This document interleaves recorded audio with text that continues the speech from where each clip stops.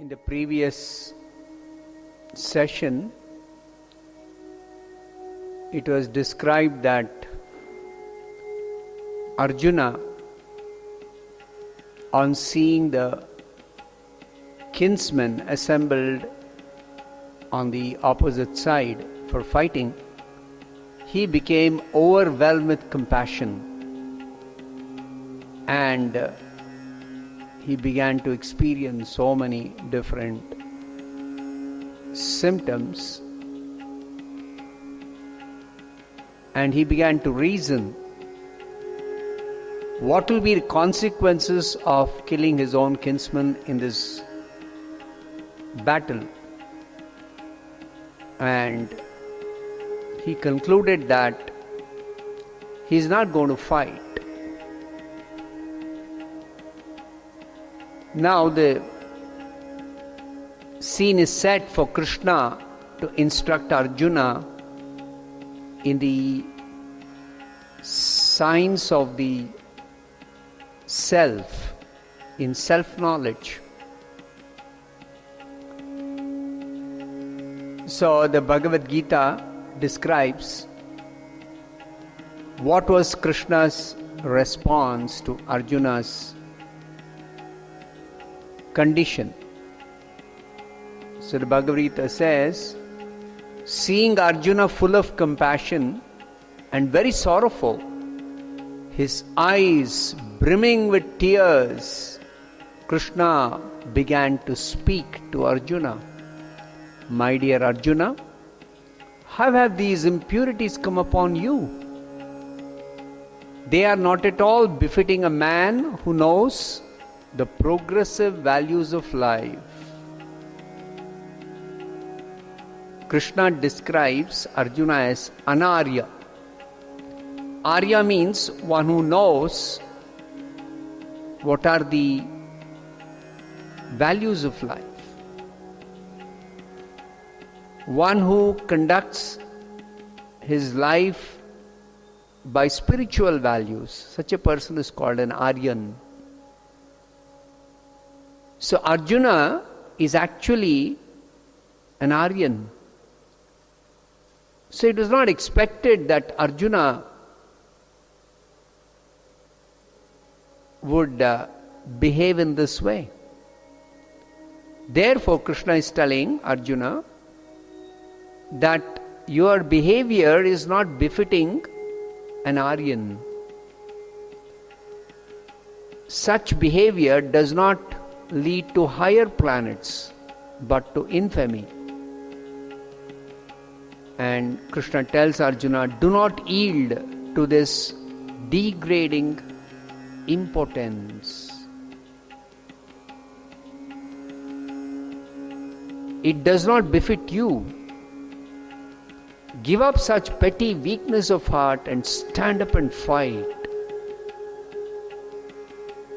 Krishna is directly telling Arjuna, stand up and fight. Give up this petty weakness of heart. So Krishna is not at all approving the compassion that Arjuna felt for his kinsman. So Arjuna responds. He tells Krishna, how can I counterattack with arrows? In battle, men like Bhishma and Drona who are worthy of my worship. Bhishma is the respectable grandfather and Dronacharya is the respectable teacher of Arjuna. So Arjuna is considering that in particular, how can he fight in battle against respectable superiors like Bhishma and Drona? So Arjuna says, it is better to live in this world by begging than to live at the cost of the lives of great souls who are my teachers.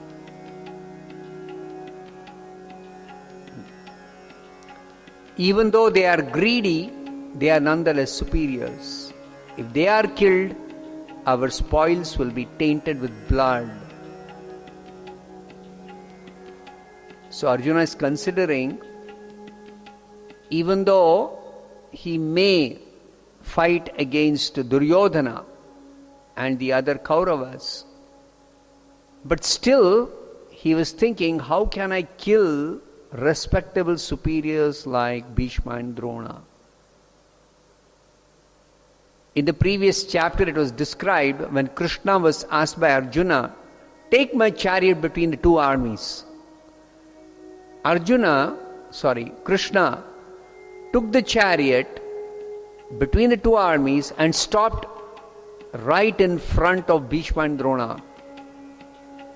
What is the reason? Krishna stopped the chariot right in front of Bhishma and Drona. Krishna could read Arjuna's mind. Actually, Arjuna was hesitating to fight in the battle because right from the beginning he was thinking, how can I kill Bhishma and Drona? Though he did not mention that particular reason in the previous chapter. He gave so many reasons, but he never mentioned Bhishma and Drona.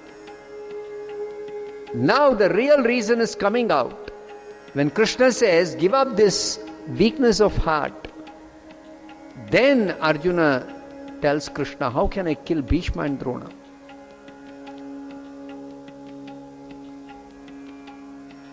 Now Arjuna also then thinks that actually it is my duty to fight. Because before the battle, every attempt was made to negotiate for peace. It's not that the Pandavas, when challenged by Duryodhana, directly came for fighting in the battle. No. Yudhishthira and all the other Pandavas, they tried to stop this battle, but they could not convince Duryodhana to avoid this battle. So, battle was inevitable. So now where is the question of Arjuna considering, how can I kill Bhishma and Drona? So therefore Arjuna is now thinking, actually it is my duty as a Kshatriya to fight. But although it is my duty, should I really fight in this battle? Wouldn't it be better for me to refrain from fighting and live by begging? See Arjuna's options. Either he has to fight in this battle and win the kingdom for his subsistence, or he has to, if he decides not to fight, then he has to just resort to begging. Actually, a Kshatriya never begs for food. Kshatriya never does that. So Arjuna is thinking of the extreme step. Now, all these considerations by Arjuna definitely prove that not only was he a great devotee of Krishna, but he was also highly enlightened and had complete control over his mind and senses. So Arjuna is the ideal fit candidate for receiving instructions in self-knowledge from Krishna. That is the conclusion that was given in the previous chapter. Such a kind and soft-hearted devotee is fit for receiving self-knowledge. So Arjuna is the ideal candidate for Krishna to instruct in self-knowledge. So Arjuna, considering that he is confused whether he should fight or not, he submits himself to Krishna. He tells, now I am confused about my duty and have lost all composure because of weakness of heart. in this condition, my dear Lord Krishna, I am asking you to tell me clearly what is best for me. Now I am your disciple and a soul surrendered unto you. Please instruct me. So far, the talks were going on between two friends. Krishna and Arjuna were talking as friends. Now, when Arjuna is confused about his duty, he surrenders to Krishna. And he submits to Krishna, I am your disciple. No longer I am your friend. Kindly instruct me. So, it is a lesson for us that by nature's own way, all material activities are a source of perplexity for every human being in this world. So, in every step, there is perplexity. And to get out of this perplexing situations, it is said that one must approach a bona fide spiritual master, a guru, a proper guru, who can give one proper guidance in executing the purpose of life. All Vedic literatures instruct us to approach a proper guru. Now, these perplexities come without our desiring them. They are just like a forest fire which somehow blazes without anybody setting fire in the forest. So, it is the instruction of the Bhagavad Gita, just like Arjuna surrendered to Krishna. Similarly, we should also surrender to a bona fide spiritual master if at all we are interested in solving the problems of life. So Krishna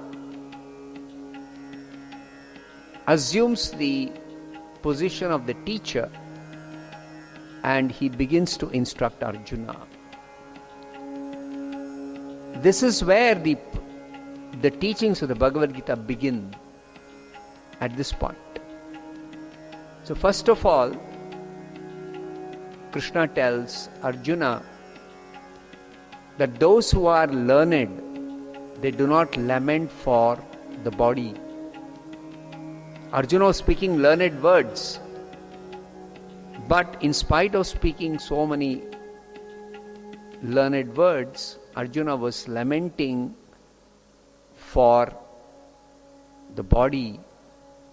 So Krishna says, one who is wise, one who is really learned, he does not lament for any condition of the body. What is the basis of a learned person's understanding? Not lamenting for the body. It is the fact that every one of us, we are spirit soul, we are not the body. This is the basic teaching of the Bhagavad Gita. This is a very important lesson for everyone. All our problems in this world are because of our misconception that I am the body. Actually, we are not the body. The body is an external covering or a dress for the real I. I or you or any person in this world is actually a spirit soul. And Krishna also tells Arjuna that he himself, Krishna himself, Arjuna and all the assembled kings are eternally individual beings. They were individuals in the past, they are individuals now, and they will continue to be individuals even in the future. So, Krishna establishes eternal individuality for everyone, including himself. So therefore, there is no cause for lamenting for anyone. Now, Krishna goes on to explain that everyone is changing his body from boyhood to youth to old age. And this change of body can be understood when we realize that I had a body of a small child when I was born. Now I may be having the body of a young person. And I will later on have the body of an old man. So this change of body from childhood to youth to old age is taking place while I identify myself as the person who is undergoing this change of body. So therefore, Krishna says, you are different from your body. So what are you if you're not the body? You are the soul or the spirit within the body. You are the unchanging spirit within the body. And Krishna also tells Arjuna that in discharging one's duties, one should learn to tolerate non-permanent appearance and disappearance of happiness and distress. Whatever happiness or distress we experience, anybody experiences, is due to the contact of the senses. Contact of the senses. Matra sparsha. So such change of body, the appearance of happiness and distress are compared to change, appearance and disappearance of the seasons. Just like winter and summer, they come and go. Like that, happiness and distress come and go, and one should learn to tolerate them and continue to discharge one's duties under all circumstances. Then Krishna says, if one is able to tolerate such happiness and distress and is steady in the discharge of his duties through all situations, then such a person is eligible for liberation. So Arjuna, as a Kshatriya, he had his duty to fight in this battle.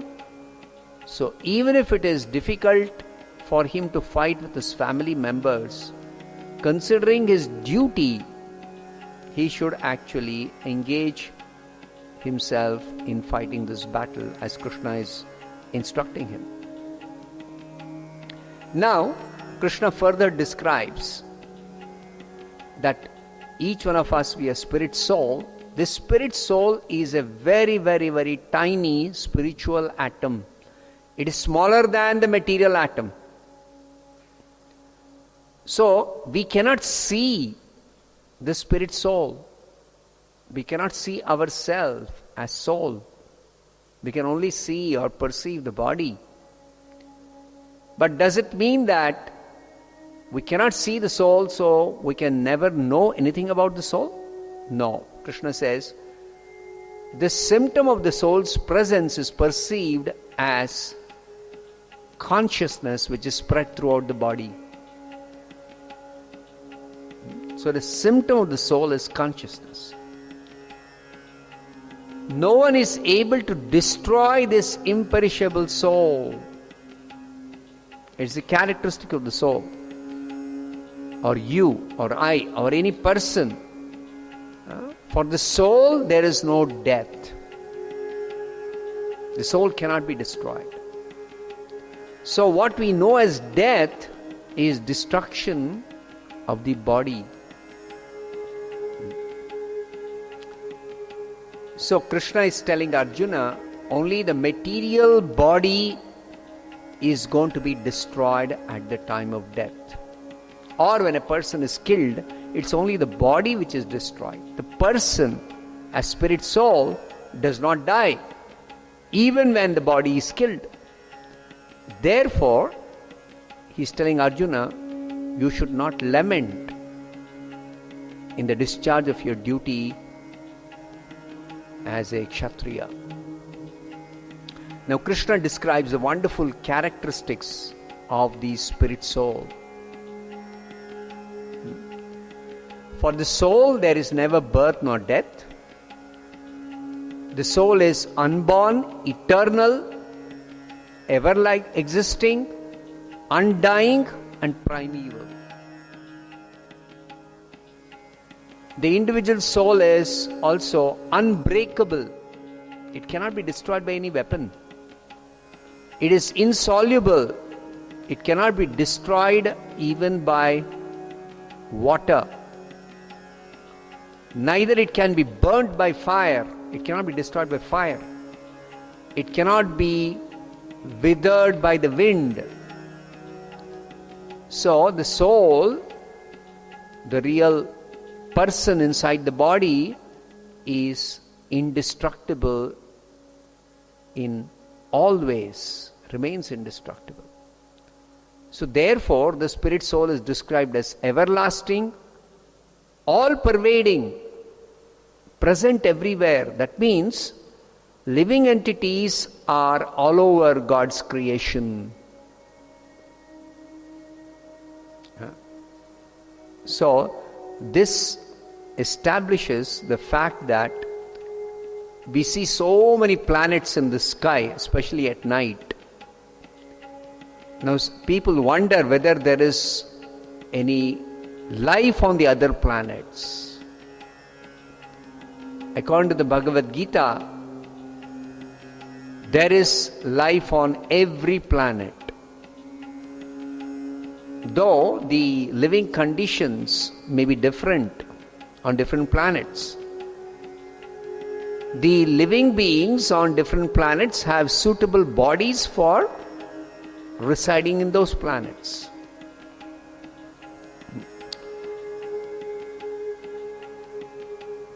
So the spirit soul is described in this way as all-pervading, unchangeable. The soul does not change. It is the body which is changing. It is the body which is changing. The soul does not change. Like you identify yourself as the same person when you had the body of a child. Similarly, at the time of death, what happens? We give up this present body and we enter another body. So death is described in the Bhagavad Gita as a change of body. Also, Krishna describes the soul as invisible. Certainly, it is very, very, very small.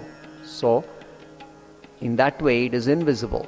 It is described in the Upanishads that the soul is, what is the dimension of the soul? To give an idea of the dimension of the soul, it is 1/10,000th part of the tip of the hair point in size. It's so very small. Therefore, the soul is described as invisible. It is inconceivable. Who can conceive what is the soul? Because of the characteristics, the spiritual characteristics of the soul, we cannot conceive what is the soul or how it is existing in the body. It is immutable. It does not undergo any change. Whatever changes we see are changes of the body, or even the changes that we perceive in a person are the changes in the mind, body or mind. But the soul is different from the body and the mind.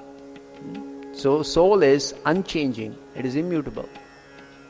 As a person puts on new garments, giving up old and useless ones, The soul similarly accepts new bodies, material bodies, giving up old and useless ones. So, Krishna explains that when the body becomes old and useless, that is when we give up this body and we accept another new material body.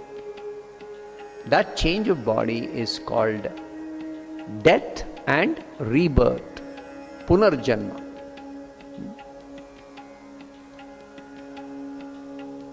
Krishna also says, for one who has taken birth, death is certain, and for one who dies, birth is certain.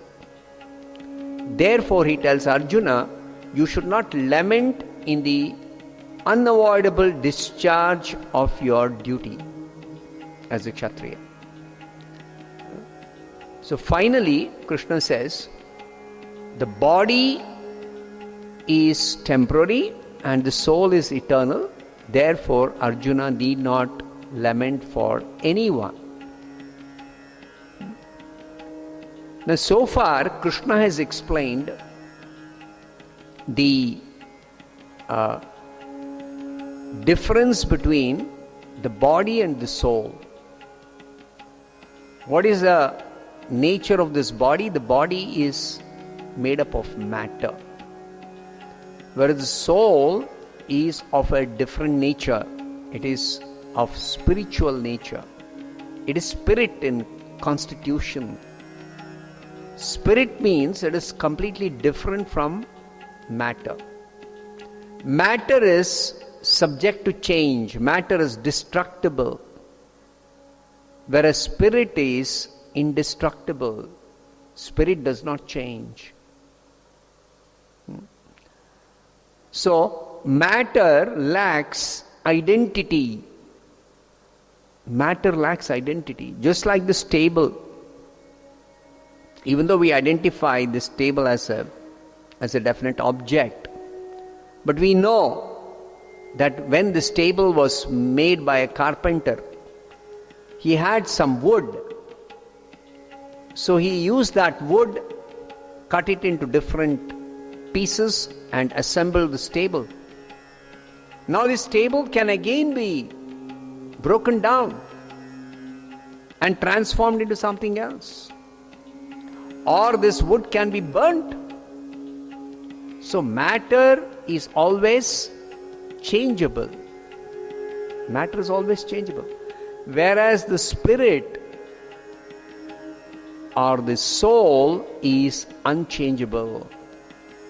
It cannot be changed. Soul cannot. That means you are essentially unchanging in your spiritual nature. So we may think that we see people change their habits or their behavior or their nature. So what is that which is changing in a person's behavior or nature or his characteristics, his habits? That is something to do with the mind or the body. Both the body and the mind of every person is material, and therefore it is subject to change. It is changeable. The real person inside the body is actually spirit, unchanging spirit. So Krishna has established this very important fact that each one of us, we are eternal, individual, unchanging spirit, soul. Now this means a lot. So what this really means will be further explained by Krishna in greater detail in the later chapters of Bhagavad Gita. But this is the beginning of spiritual understanding. Spiritual life begins with this understanding. Each one of us, we are eternal, individual, unchanging spirit, soul. We don't have death. As spirit, I don't die, you don't die. Nobody dies in that sense. So death is just a change of body. So therefore, the Bhagavad Gita instructs us that we should prepare ourselves for the change of body at death. And that will be elaborately described in a later chapter, in the 8th chapter. Next, Krishna instructs Arjuna in what is called as Dharma Yuddha, fighting on religious principles. He tells Arjuna that considering your specific duty as a Kshatriya, you should know that there is no better engagement for you than fighting on religious principles. This battle of Kurukshetra is not simply being fought in a whimsical way. It's not the Pandavas are greedy for getting a chance to rule over the world. They are not power-hungry politicians. The common people, they require protection. So, the word Kshatriya is explained as one who protects others from any harm, any danger. So it is a Kshatriya's duty to protect the citizens and thereby maintain themselves by collecting taxes. In exchange for giving protection, the Kshatriyas collect taxes and they rule the state and they maintain themselves. So, since this battle is being fought on religious principles, Dharma Yuddha, because all attempts were made to avoid this battle. But since the battle could not be avoided, therefore this is actually a Dharma Yuddha. The Pandavas have no choice. Yudhishthira reduced his request to 5 villages for the 5 brothers, so that they can maintain themselves simply by the minimum requirement, just by ruling 5 villages. But Duryodhana refused. So therefore, this Yuddha, this battle of Kurukshetra is a Dharma Yuddha. So for a Kshatriya, there is no better engagement than fighting in Dharma Yuddha. And Krishna further tells Arjuna that one who fights in the Dharma Yuddha, the doors of the heavenly planets are open for him. Arjuna was concerned that by fighting in this battle, he is going to go to hell. But Krishna is telling, because this is a Dharma Yuddha, certainly you are not going to go to hell by fighting in this battle. You are destined or eligible to go to heaven. If you do not fight in this religious war, then you will incur sin for neglecting your duty, and in that way you will actually incur sinful reactions. Arjuna is thinking, by fighting in the battle I am going to incur sin. Krishna is telling, by not fighting you are going to incur sin. You see how Arjuna, feeling compassion for his kinsman, he had mistakenly thought that he should not fight in the battle to avoid killing his kinsman. But Krishna is telling, by not fighting in the battle, you are going to incur sin. And also, Krishna is telling, people will always speak of your infamy, and for one who has been honored as a Kshatriya, dishonor is worse than death. A Kshatriya cannot tolerate insult. So when people will speak of Arjuna leaving the battlefield and going away because he was afraid of facing the enemy, that will be an insult which Arjuna cannot tolerate. Krishna is telling, people will think that you left the battlefield out of fear only. They'll consider you a coward. Therefore, you should not run away from this battlefield. You should actually stand up and fight. Either you'll be killed in the battlefield and you'll attain the heavenly planets, or you will conquer and enjoy the earthly kingdom. So therefore, Krishna tells, get up and fight with determination. He concludes by telling, finally, at the end of this instruction, that you should fight for the sake of fighting, without considering happiness or distress, loss or gain, victory or defeat, and by so doing you'll never incur sin. What's the meaning of fight for the sake of fighting? Actually, it means that Arjuna has to fight in this battle because Krishna desires this battle. Now, Krishna is the Supreme Lord. It is Krishna who has arranged the miscreants to come to Kurukshetra to fight this battle. And Krishna wanted Arjuna and the Pandavas to actually kill all the miscreants in this battle. Because Krishna had come for reducing the burden of the earth.